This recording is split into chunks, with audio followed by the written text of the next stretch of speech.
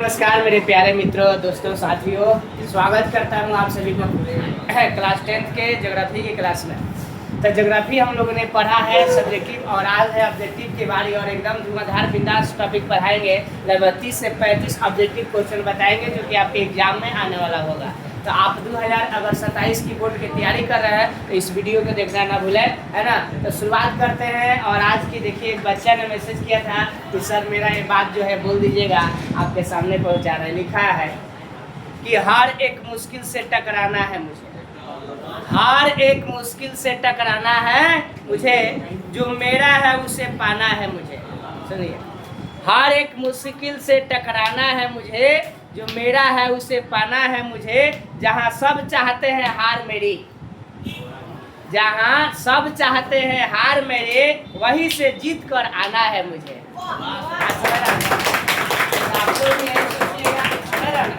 और आपको भी कोई अगर अच्छा मोटिवेशन अगर स्पीच लगता है कि ये अच्छा है, हमें क्लास में बोलना चाहिए, ठीक है, तो आप उसको मैसेज कर दीजिएगा, हम अगला दिन बोल देंगे। ठीक है, कमेंट में बोलिएगा। अगर आपका मैसेज मुझे प्यारा लगेगा तो अगले दिन ये क्लास में बोलेंगे। ठीक है, चलिए शुरुआत करते हैं। देखो, सबसे पहले बाबू यहाँ पर हम देख रहे हैं कि लिखा है भारत संसाधन अनुप्रयोग। पता है ना, वो पहला चैप्टर ज्योग्राफी का यही पढ़ना है। संसाधन की बात करेंगे तो जो हमारी मानवीय आवश्यकता को पूर्ति करता है वो क्या कहलाता है? संसाधन, है ना।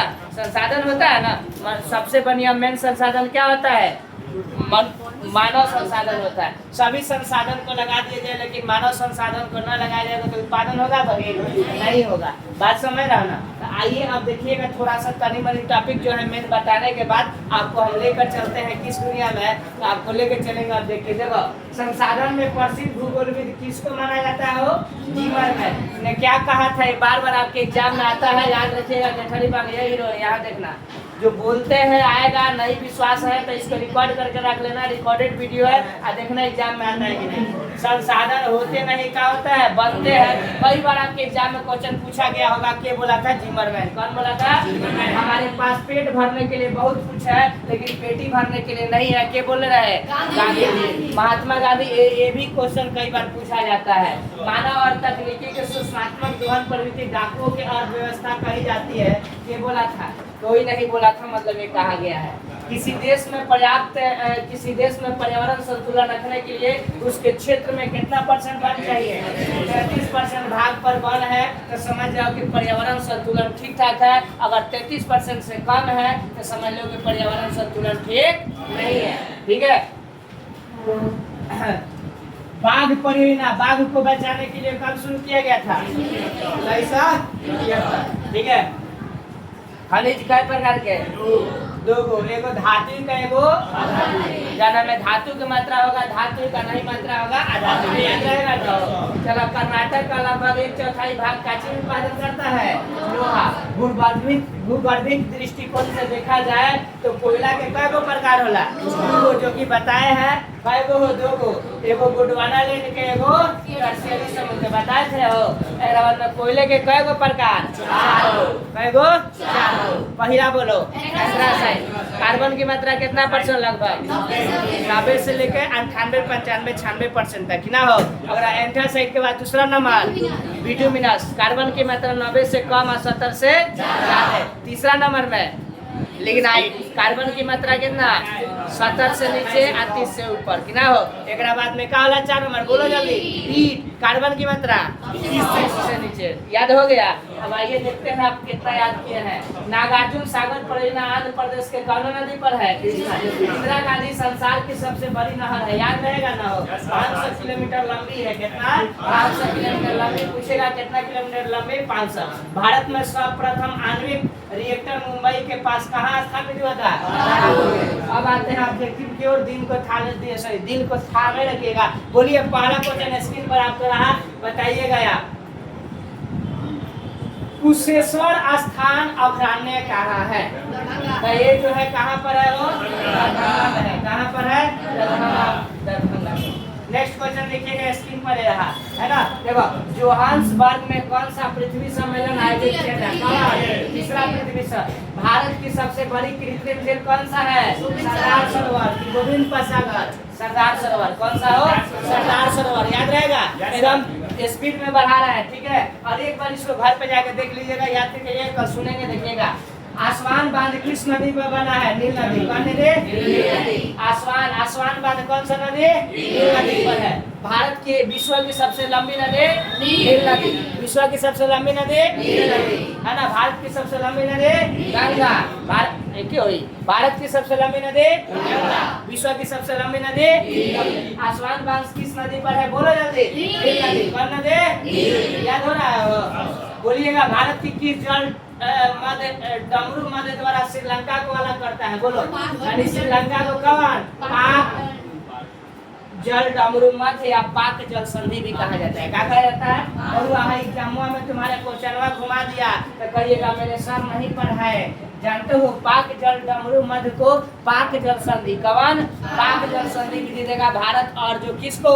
श्रीलंका को। जो श्रीलंका है ना, तो भारत और श्रीलंका को अलग जो करता है यहाँ का, उसी का नाम है पाक जल डमरू मध्य। क्या नाम है? पाक जल डमरू मध्य या पाक जल संधि। कोई दिक्कत है? हो आगे सुनिएगा। आगे क्या है? गंगा मैदान की पुरानी जलोढ़ मृदा क्या कहलाती है? गंगा मैदान की पुरानी को, बोल बाबू, पुरानी को क्या कहेंगे? एकदम गलती। पुरानी को खादर, नई को बांगर। नई को बोलो, नई को खादर और पुरानी को बांगर। तरह से खादर, तरह से नई पूछ लेगा कि पुरानी। तो पुरानी जलोढ़ मृदा के क्या कह जाए? बांगर। नई के ठीक है। सरिस्का वन्य जीव अभयारण्य कहाँ है? बोलो। सरिस्का वन्य जीव अभयारण्य कहाँ है? बोलो जल्दी बोलो। राजस्थान। कहाँ पर है? सरिस्का वन्य जीव अभयारण्य है। ऑप्शन में क्या है? कर्नाटक, राजस्थान। राजस्थान में है। कहाँ? राजस्थान। याद रखिए पड़ी। ब्रह्मपुत्र नदी तिब्बत में किस नाम से जानी जाती है? बताए थे उसमें। आपको एससीईआरटी के बुक में सेम दिया है कि आपको ब्रह्मपुत्र नदी को तिब्बत में सांगपो के नाम से जाना जाता है। कौन? सांगपो के नाम से जाना जाता है। कोई दिक्कत है? आगे सुनिएगा। भारत की सबसे पुरानी तेल शोधन इकाई कौन सा है? कौन सा है? बोलो। तेल शोधन इकाई पहला बराउनी है ना? क्या है? बराउनी है कि जामनगर है कि डिब्रूगढ़ है कि आपको बम्बई है? नहीं, जामनगर का है। सबसे पुराना पूछेगा तो जामनगर। कोई दिक्कत है? आगे सुनिएगा। बताइएगा ये सर्वोत्तम कोयले का प्रकार अभी बताइए। जल्दी बोला। एक नंबर में एंथ्रासाइट। बाबू बताओ तो। 2 नंबर में 2 नंबर में 2 नंबर में बिटुमिना। 3 नंबर में लिग्नाइट है। 4 नंबर में इसमें कई % कार्बन की मात्रा? 95 से 95 है में। 2 नंबर में कहाँ गई लो? कहाँ पर? बोलो। 70 से लेकर कितना? 90। और एक बाद में तीसरा लिग्नाइट में 30 से लेकर 70। और पीट में 30 से यही ना होता है। याद हो? आप सुनिए। प्राकृतिक गैस किस खनिज का स्थान में पाया जाता है? बोलो। प्राकृतिक गैस किस खनिज का स्थान में पाया जाता है? यूरेनियम के, पेट्रोलियम के, चूना पत्थर, कोयला। कहाँ जाएंगे? जहाँ पेट्रोलियम होगा वही पर प्राकृतिक गैस पाया जाता है। गेट खोल के बाहर जाते। भारत में कितने सार्वजनिक क्षेत्र तेल परिष्करण केंद्र कार्य कर रहा है? काय % बोलो। भारत में कितना? 20। कितना? 20% जो है सार्वजनिक क्षेत्र जो है तेल परिष्करण है जो काम कर रहा है। दिक्कत है? आगे सुनिएगा। भारत में प्रथम जल विद्युत संयंत्र की स्थापना बोलिए कहाँ हुई थी? बोलो जल्दी बोलो, फटाक से बोलो। दार्जिलिंग। कहाँ पर? दार्जिलिंग में हुई थी। चाय के बागान है ना हो। तो यानी कह रहा है कि भारत में सर्वप्रथम जल विद्युत संयंत्र की स्थापना कहाँ हुई थी? दार्जिलिंग। जल विद्युत संयंत्र का मतलब बुझाता है जहाँ से पानी से क्या बनता है? जहाँ पानी से बिजली बनता है उसी को जल विद्युत संयंत्र कहा जाता है। कोई दिक्कत है? कैंगा परमाणु विद्युत संयंत्र कहाँ पर है? बोलो।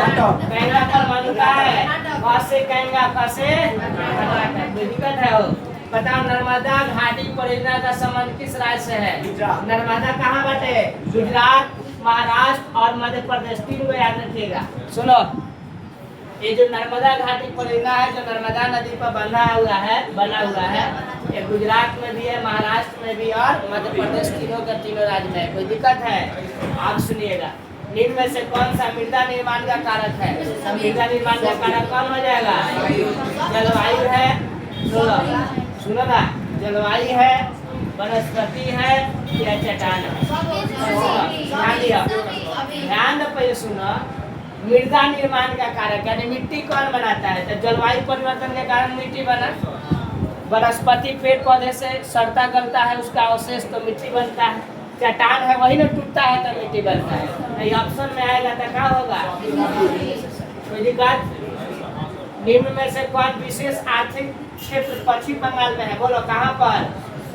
सूरत, सतांक्रोज, कांडा, फाल्टा। तो याद रखिएगा फाल्टा, कैसे? फाल्टा। फाल्टा जो है ना, ये जो है विशेष आर्थिक क्षेत्र है जो कि पश्चिम बंगाल में है। कहाँ पर है?